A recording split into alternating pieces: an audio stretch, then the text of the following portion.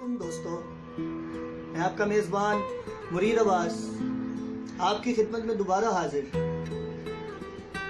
आज हम बात करेंगे जॉन एलिया उनकी बीती हुई जिंदगी पर। जी हाँ, हम आपको जॉन एलिया की बीती हुई जिंदगी की तरफ लेके चलते हैं, और वो जिंदगी जिसके बारे में जॉन खुद फरमाते हैं,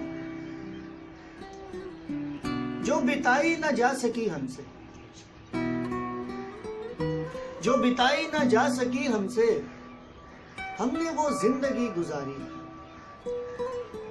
आइए लेके चलते हैं जॉन एलिया की जिंदगी पर, जिनके बारे में बहुत से डिबेटर्स, सोशल मीडिया, कुतुब खानों में किताबें, लोगों की जुबानों पर एक ही चर्चा है जॉन की तशरीह, शेरों की या उनकी जिंदगी। आपको लेके चलते हैं उनकी जिंदगी पर, जो लोगों ने लिखा है उन्हीं तहरीरों को आपके सामने पेश करता हूं। बरे सगीर में नुमाया हैसियत रखने वाले शायर, पाकिस्तानी शायर, फलसफी, सवाने निगार और आलिम थे। वो अपने अनोखे अंदाजे तहरीर की वजह से काफी सराहे जाते थे।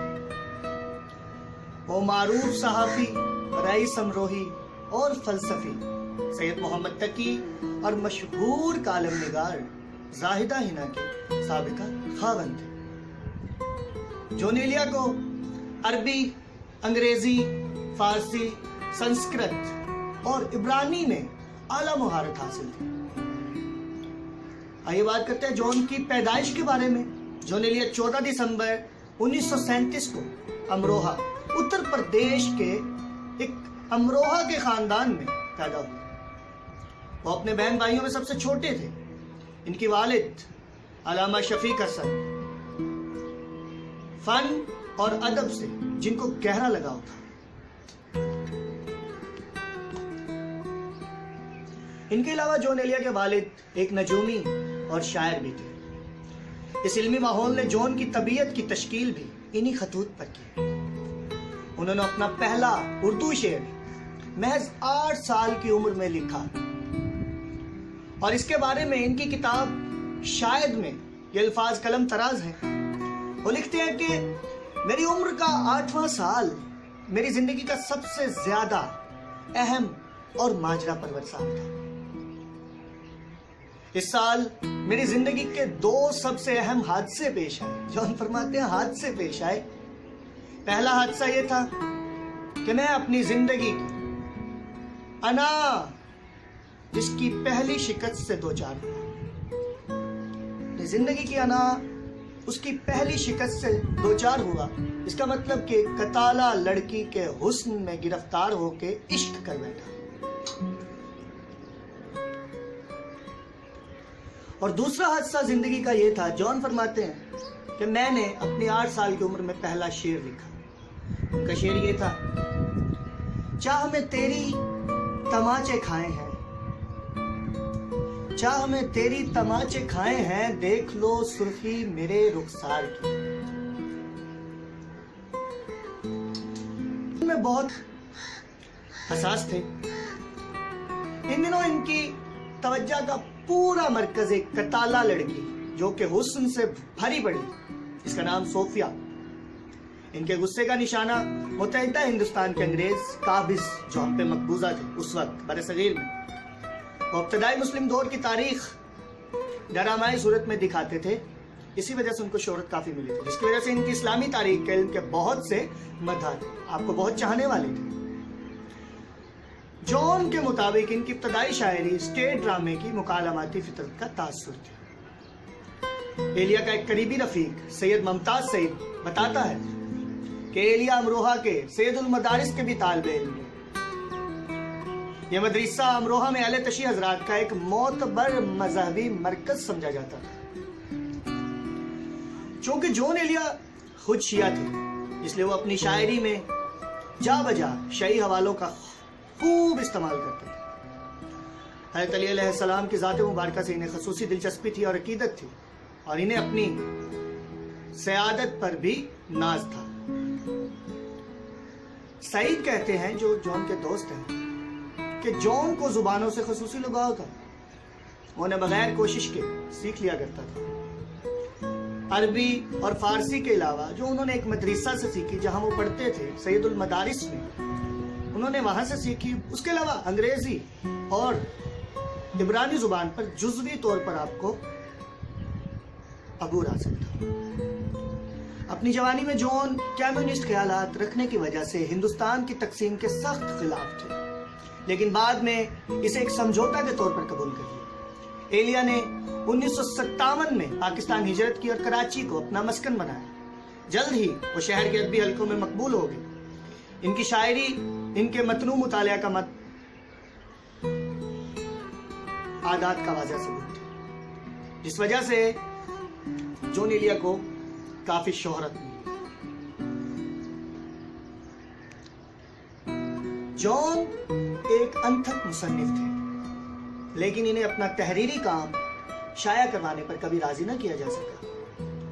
جون ایلیا، ان کا پہلا شعری مجموعہ شاید اس وقت شائع ہوا جب ان کی عمر 60 برس کی تھی، جس کا عنوان شاید ہے، کتاب کا عنوان۔ دوسرا ان کا جو مجموعہ تھا، شعری مجموعہ، اس کو شائع کرنے کے لیے جون کو اپنی زندگی سے رخصت ہونا پڑا۔ دوسرا مجموعہ 2002 میں ان کی وفات اور 2003 میں ان کا دوسرا مجموعہ یعنی بعنوان یعنی شائع کیا۔ تیسرا مجموعہ 2004 میں شائع کیا۔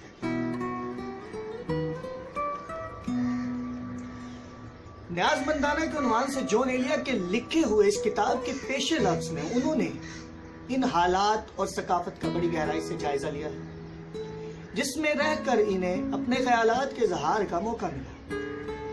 ان کی شاعری کا دوسرا مجموعہ ان کی وفات کے بعد 2003 میں شائع ہوا۔ میں پہلے بھی ذکر کر چکا ہوں، 2004 میں ان کا تیسرا مجموعہ شائع ہوا۔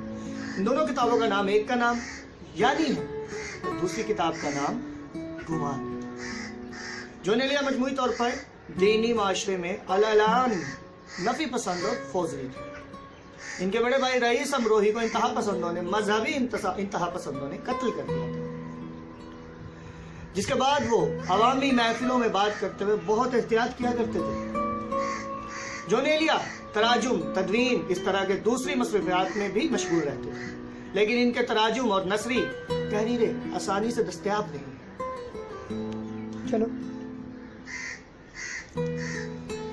فلسفہ، منطق، اسلامی تاریخ، اسلامی صوفی روایات، اسلامی سائنس، مغربی ادب، واقعہ کربلا پر جون کا علم کسی انسائکلوپیڈیا کی طرح وسیع ہے۔ اس علم کا نچوڑ انہوں نے اپنی شاعری میں بھی داخل کیا تاکہ وہ خود کو اپنے ہم اثروں سے نمایاں کر سکے۔ جون ایک ادبی رسالے انشاء سے بطور مدیر وابستہ رہے، جہاں ان کی ملاقات اردو کے انتھک مصنف زاہدہ ہنا سے ہوئی، جن سے بعد میں انہوں نے شادی کر لی۔ زاہدہ ہنا اپنے انداز کی ایک ترقی پسند اور دانشور ہے۔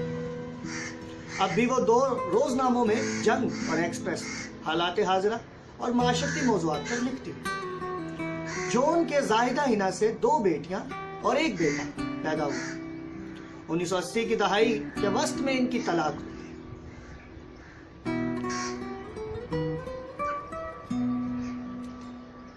زاہدہ ہنا سے طلاق کے بعد جون کی حالت ابتر سے ابتر ہوتی گئی۔ جون نے شراب نوشی شروع کر دی۔ شراب نوشی کے باعث آپ کی زندگی کافی صحت خراب ہونے کی وجہ سے آپ 2002 میں اس دنیا سے رخصت ہوئے۔ آپ کی 2 خواہشیں، ایک بہت بڑا شاعر، ایک جوانی میں موت، ٹی بی کی بیماری کی بھی خواہش تھی جس سے 2-4 ہوئے، اور دوسرا جوانی کی موت، جو خواہش ان کی پوری نہ ہو سکی۔ آپ بستر علالت پر مرنے کو بہت برا سمجھتے ہیں۔ جون ایلیا کی زندگی جتنی بھی ان کی زندگی، ایک شعر ان کا جون فرماتے ہیں کہ کون اس گھر کی دیکھ بھال کرے، روز کوئی چیز ٹوٹ جاتی ہے۔ کون اس گھر کی دیکھ بھال کرے، روز کوئی چیز ٹوٹ جاتی ہے۔ ایک شعر میں جون فرماتے ہیں کہ حاصل کن ہے یہ جہان خراب۔ یہ جو گستاخی ہے، یہ جون کو ہی لگتا تھا اس نے کس انداز پہ کی ہے۔ میں اس پہ ان کے شعور پر جانے کی کوئی گستاخی نہیں کروں گا کہ انہوں نے کس طرح اس کو لکھا، کس رمز میں لکھا، یہ وہی جانتے ہیں۔ حاصل کن ہے یہ جہان خراب، یہی ممکن تھا اتنی اجلت۔